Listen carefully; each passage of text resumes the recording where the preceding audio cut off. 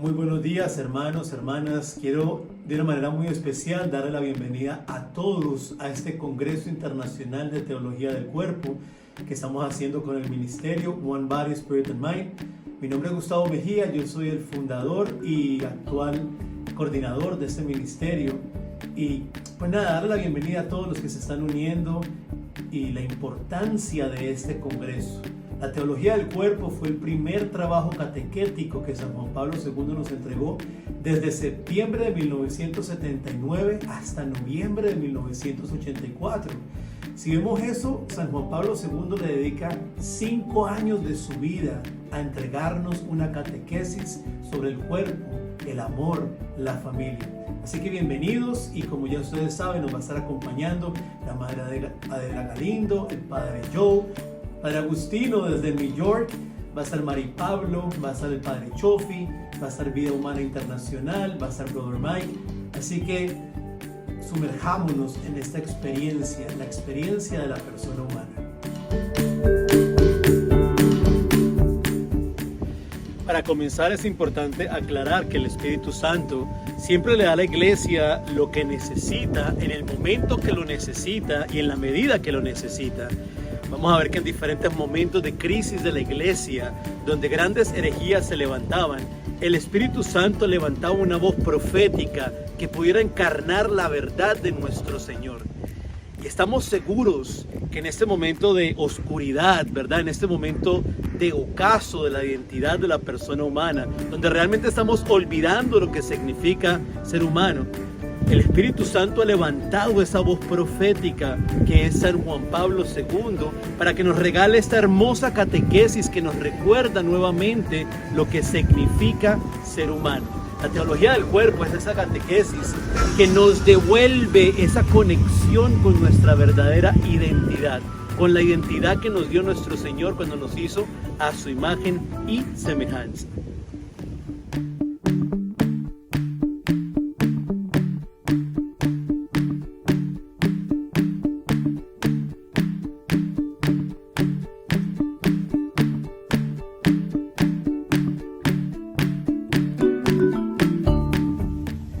La teología del cuerpo es una serie de reflexiones bíblicas que nos enseña San Juan Pablo II para que reflexionemos en lo que significa ser humano. La teología del cuerpo está dividida en 2 grandes partes. La primera parte se llama las palabras de Jesús.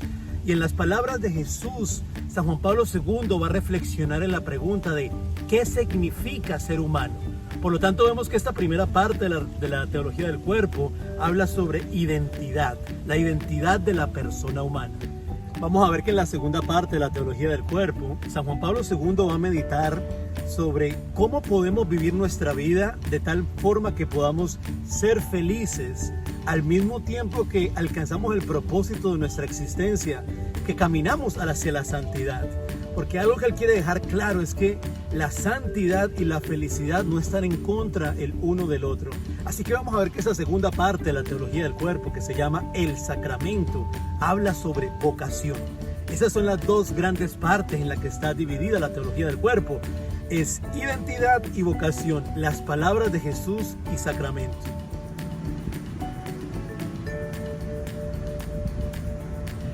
Vamos a notar que San Juan Pablo II, como buen profesor que es, él es bastante sistemático.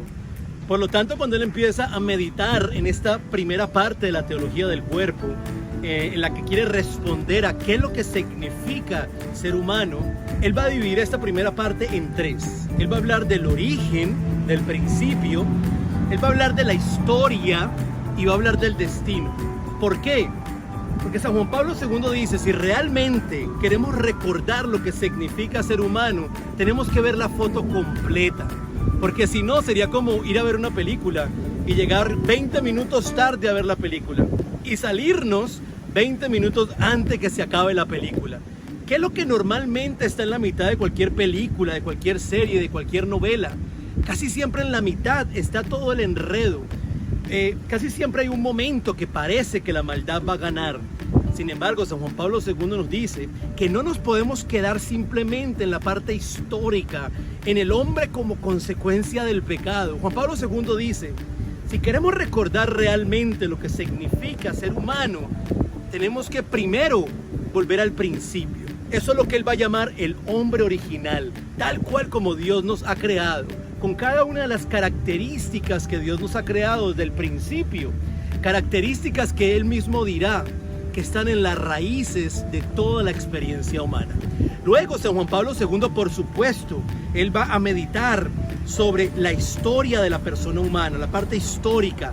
A esto él le va a llamar el hombre histórico y va a meditar desde el pecado original hasta la redención, porque no somos simplemente consecuencia del pecado. Hay mucha gente que dice, yo soy pecador porque soy humano, cuando en realidad el pecado nos deshumaniza.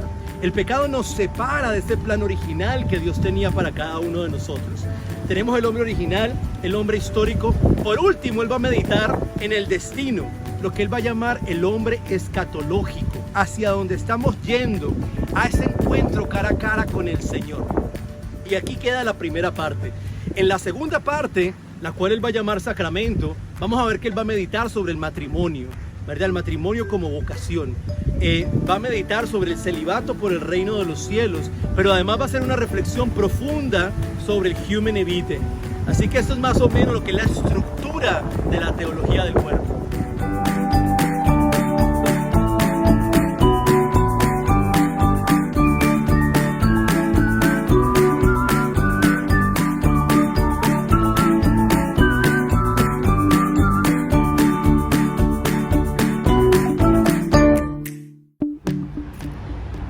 Ahora, vamos a quedarnos en ese origen, en ese principio. Vamos de regreso al Edén, a lo que San Juan Pablo II va a llamar el hombre original. Ahora, para San Juan Pablo II empezar este estudio, él, fiel a la Iglesia, va directamente al Concilio Vaticano II, aquella constitución dogmática Gaudium Spes, del numeral 22 al 24, donde se nos enseña y se nos habla que si queremos recordar lo que significa ser humano, tenemos que mirar hacia la persona de Cristo. Porque es Cristo el rostro divino del hombre y el rostro humano de Dios.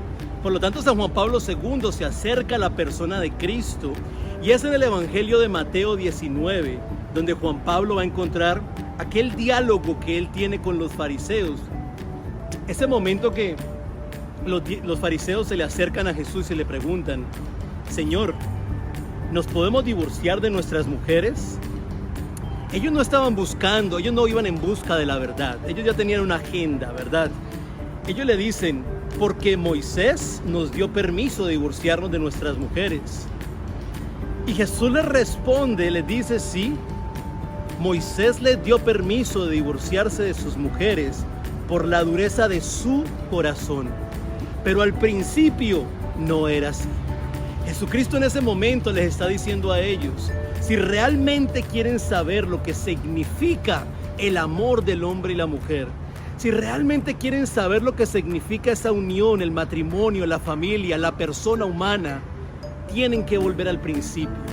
Deben volver al principio donde el hombre tiene todas esas características originales con las que fue creado. A ver, lastimosamente, si yo digo, pensemos en el origen, y les digo, ¿qué se les viene a la mente cuando digo la palabra original?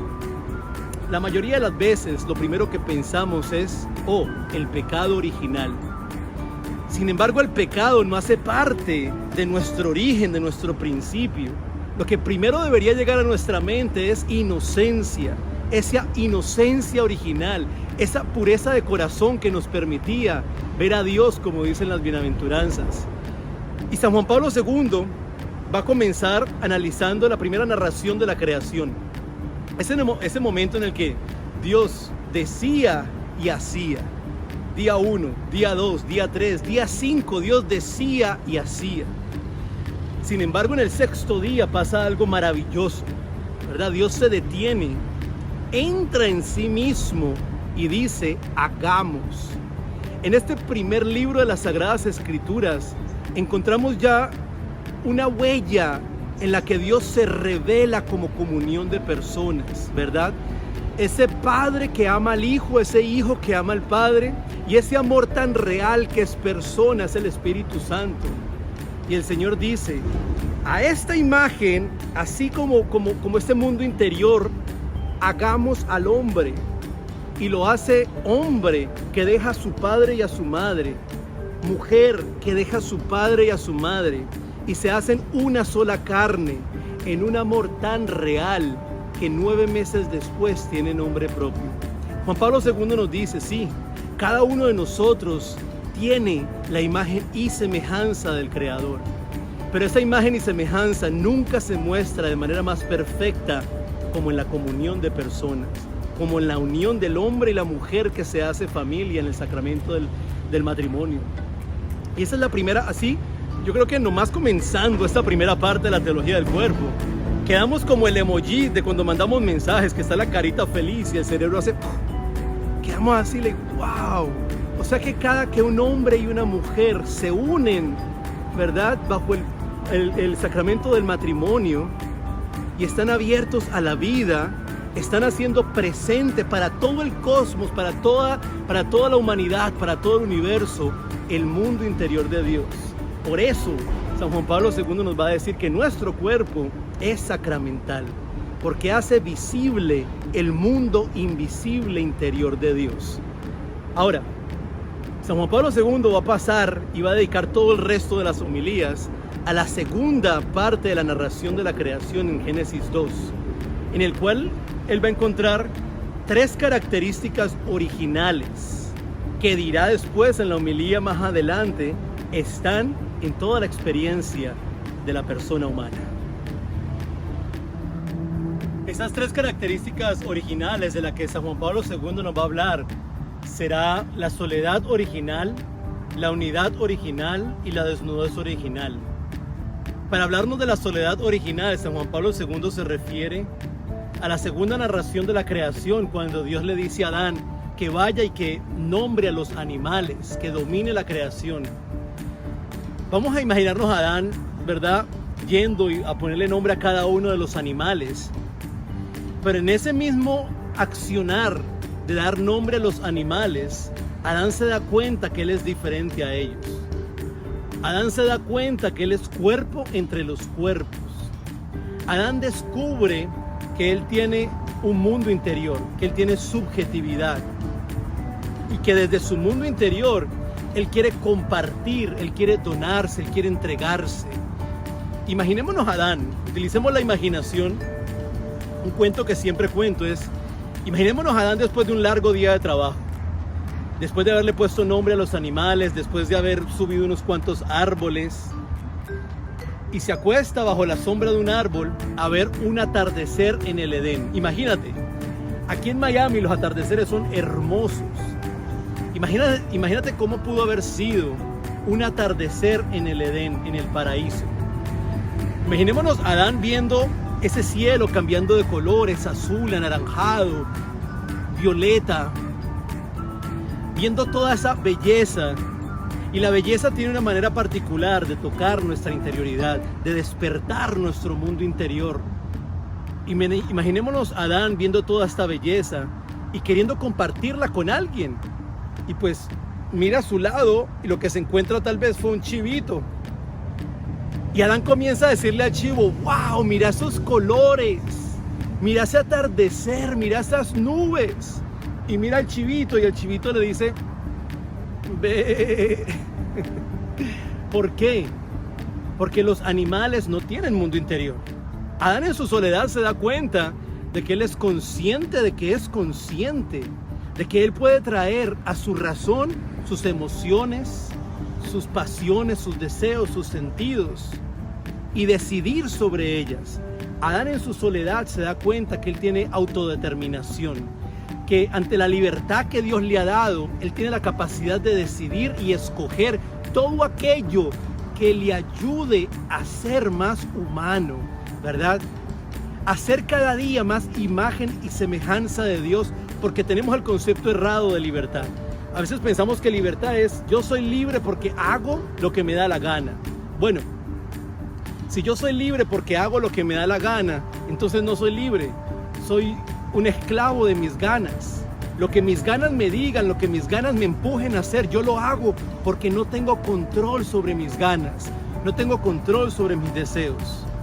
Adán descubre en la soledad que él tiene la capacidad de dominarse a sí mismo para entonces poder entregarse. Adán se da cuenta que él está llamado a una relación personal y única con Dios, a una relación personal con una relación con la creación, pero además una relación con alguien igual a él, a quien él pueda donarse. Ahí él se da cuenta que está solo. Y es en ese momento que vemos el otro lado de la soledad, cuando Dios dice, no es bueno que el hombre esté solo. Es otro tipo de soledad. La primera soledad es catártica, me ayuda a encontrarme a mí mismo, a dominarme a mí mismo. La primera soledad, lo que estamos haciendo en esta semana de reflexión de teología del cuerpo, es tomándonos estos días para reflexionar, ¿verdad? Para ir a mi interior y encontrar ahí lo que realmente significa ser humano, el llamado que Dios me hace de manera universal y de manera personal a mí, ¿verdad? Ahora, la otra cara de la soledad es, no podemos quedarnos solos, porque es ante el hermano y en la comunión que me descubro como ser humano, ¿verdad? Es ante el hermano que crezco como persona, ¿verdad? Y ahí llegamos a lo que es la unidad original, ese momento en el que Adán entra en un sueño profundo, Dios hace a Eva, y al despertar a Adán, él dice, wow, esta sí es carne de mi carne y hueso de mi hueso. En ese momento, cuando Adán ve a Eva con todas sus diferencias que obviamente su cuerpo ya presentaba, él descubría un llamado a la entrega, él descubría un llamado a la comunión. En ese momento, en el principio, las diferencias no nos separaban, por el contrario, eran complementarias, nos unían. Lastimosamente el pecado separa todo aquello que desde el principio estaba llamado a estar unido, ¿verdad? El hombre y la mujer, el cuerpo y el alma, el cielo y la tierra, todo aquello que desde el principio estaba llamado a la unión, a la complementariedad, el pecado los separa. Pero hay una unidad original y recordemos, cada una de estas características se mueve y se encuentra en cada una de nuestras experiencias como persona humana. Y así llegamos a la tercera característica, que es la desnudez original. San Juan Pablo II dice que esta característica va a ser una característica límite. ¿Por qué límite? Porque es lo último que escuchamos en las Sagradas Escrituras sobre Adán y Eva. Se nos dicen que estamos desnudos y sin vergüenza, que estaban desnudos y sin vergüenza. Juan Pablo II dice que esta falta de vergüenza no venía de una inmadurez, sino que venía de una unión perfecta entre la inteligencia del espíritu y nuestra corporeidad, ¿verdad? Nuestro cuerpo se alimentaba de la inteligencia del espíritu. Por lo tanto, cuando Adán veía el cuerpo de Eva, no veía un cuerpo para ser usado, él veía un sujeto para ser amado. Él veía que ese cuerpo revelaba el misterio de la persona de Eva. Dice Juan Pablo II en su tesis teológica, el cuerpo y solamente él tiene la capacidad de hacer visible lo que es invisible. El cuerpo, cuando Adán veía a Eva, aparte de que descubría el misterio de la persona de Eva, ese cuerpo apuntaba a un misterio mucho más grande que ellos mismos, apuntaba directamente a Dios. Es lo que San Juan Pablo II va a llamar la sacramentalidad del cuerpo. Nuestro cuerpo es sacramental, tiene la capacidad de hacer visible el mundo interior invisible de Dios.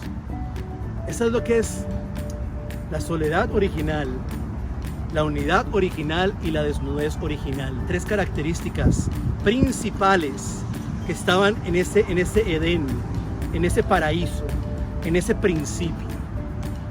Ahora, dice Juan Pablo II que el hombre original termina bajo la sombra del árbol del bien y el mal, y ahí nace lo que él va a llamar el hombre histórico. Así llegamos a la segunda parte de este tríptico antropológico de San Juan Pablo II, de su antropología adecuada. Ese hombre que nace bajo la sombra del árbol del bien y el mal. Ese momento en que el ser humano decide endurecer su corazón y por sí mismos empezar a decidir lo que estaba bien y lo que estaba mal, ¿verdad? Dejamos de de vivir la vida como un regalo, como una donación, y comenzamos a ver al otro como un objeto de placer. Entró la vergüenza en nuestro corazón, entró el miedo a nuestras vidas. San Juan Pablo II habla de toda la estructura del pecado y de la forma en que quedamos como en un limbo, nos dio como un Alzheimer y empezamos a olvidar ese principio, cada una de esas características originales que habían estado en cada uno de nosotros, y empezamos a pelearnos los unos con los otros. Todo aquello que estaba llamado a estar unido y complementario desde el principio empieza a dividirse. Pero la historia no termina ahí. No tenemos un Dios que le dio la espalda a la humanidad y se dio por vencido. Tenemos un Dios que nos ama, y nos ama apasionadamente, como dice Benedicto XVI en Deus Caritas Est. Nos ama tanto que el universo mismo, ¿verdad?, no pudo contener a ese Dios que decide hacerse carne por cada uno de nosotros. En esta parte del hombre histórico, San Juan Pablo II habla de ese momento de la encarnación, cuando Dios viene y habita entre nosotros. Y es tan lindo porque si vemos en la presencia de Cristo, vamos a ver que su primer milagro Él lo hace en las bodas de Caná, en un matrimonio. Vemos que Él desde el principio quiere restaurar lo que fue dañado bajo la sombra del árbol del bien y el mal. El amor de esa pareja, la bondad de esa pareja. Vemos que Jesucristo es el amado que viene a entregarse por su amada, por la iglesia, ¿verdad? Y lo vemos en la cruz, cuando Él nos enseña realmente lo que significa ser hombre, lo que significa ser humano. En ese momento que Él se sube a la cruz y dice: este es mi cuerpo que será entregado por ustedes. Es ese amado que viene y se entrega por la iglesia, por cada uno de nosotros. Eso es lo que dice San Pablo cuando él dice: mujeres, sean sumisas a sus maridos. San Pablo las está invitando a la mujer a que ponga su misión con la misión de su marido. ¿Y cuál es la misión del marido? San Pablo lo va a decir después, dice: esposos, amen a sus esposas como Cristo amó a la iglesia. O sea que lo que San Pablo está diciendo es, le está hablando a la pareja, le está hablando al matrimonio, le está hablando a la familia. Mujeres, dejen que sus maridos mueran por ustedes, porque en ese morir hacen presente el deseo de entrega y de unión que tiene Cristo por su iglesia, por su amada. Más adelante va a ser el mismo San Pablo el que nos lo va a decir, cuando San Pablo dice: por eso dejará el hombre a su padre y a su madre. Y mira que si nos ponemos a ver, ese mismo texto está en Génesis, aparece en los evangelios, pero ahora San Pablo nos va a explicar el por eso. Él dice: para mí, gran misterio es ese, que apunta a la unión de Cristo con su iglesia. Es San Pablo el que nos dice: la unión del hombre y la mujer es una unión, es un acto iconográfico, apunta a la unión de Cristo con su iglesia. Cada hombre y cada mujer que en el sacramento del matrimonio se unen, están haciendo presente, están haciendo visible el amor invisible de Dios, ¿verdad? Por eso es que San Juan Pablo II decía: la familia es la célula de la sociedad, pero cada célula tiene un núcleo. Si la familia es la célula de la sociedad, el núcleo es esa unión del hombre y de la mujer, que nos hacen presente ese deseo de Cristo de hacerse uno con cada uno de nosotros. Más adelante vamos a encontrar la tercera parte del tríptico antropológico de la antropología adecuada de San Juan Pablo II, que es el hombre escatológico. Es ese momento que todos deseamos, de estar cara a cara con el Señor. Es la comunión de los santos, donde nuevamente podremos vernos los unos a los otros y poder reconocer en la otra persona la totalidad de la persona. Imagínense qué cosa tan grande poder llegar al cielo y ver a nuestros amigos, ver a nuestras amigas, ver a nuestra familia, ver a las personas que admiramos y al verles poder ver su totalidad, su mundo interior, todo su ser, ¿verdad? Es hacia ahí que estamos caminando. Es hacia ahí donde nuestros deseos apuntan. Tenemos un deseo de infinito, ¿verdad? No podemos minimizar, aplastar o reprimir nuestros deseos. Tenemos que ponerlos ante Dios y dejar que Él los infinitice, que Él los lleve directamente a cumplir el fin para el cual nos fueron dados. Estamos hablando de ese hombre escatológico, ese momento donde tendremos esa visión beatífica, ¿verdad? Y podemos hacernos uno con Cristo, cuando Cristo vendrá y abrazará completamente a su amada, diciendo, como el nuevo Adán, esta sí es carne de mi carne y hueso de mi hueso. Y en Cristo vamos a poder entrar eternamente a ese intercambio de amor trinitario, a ese mundo interior de Dios, a ese intercambio de amor entre el Padre, el Hijo y el Espíritu Santo. Esto fue una pequeña introducción a lo que es la primera parte de la teología del cuerpo, las palabras de Jesús. Es mucho más. Esto fue algo pequeñito que queríamos compartir antes de empezar esta semana de reflexión, ya que la semana de reflexión va a estar más que todo fundamentada en la segunda parte de la teología del cuerpo, en el sacramento. Los invito a que sea una semana de reflexión, sea una semana de oración, sea una semana de aprendizaje, sea una semana donde todo lo que recibamos desde nuestra mente, dejemos que baje hasta nuestro corazón y nos atrevamos a darle vida con nuestras acciones, que podamos realmente ser portadores de una cultura de vida, en medio de una cultura de muerte, de división, de odio que estamos viviendo. Podamos ser esa persona que lleva ese amor de Cristo, ese deseo de unión, de comunión con todos nuestros hermanos. Bienvenidos a todos a esta semana de reflexión. Nuevamente, mi nombre es Gustavo Mejía y en el nombre de todos los que hacemos parte de One Body, Spirit and Mind de la parroquia de San José, Miami Beach, les damos la bienvenida a cada uno de ustedes. Que Dios los bendiga.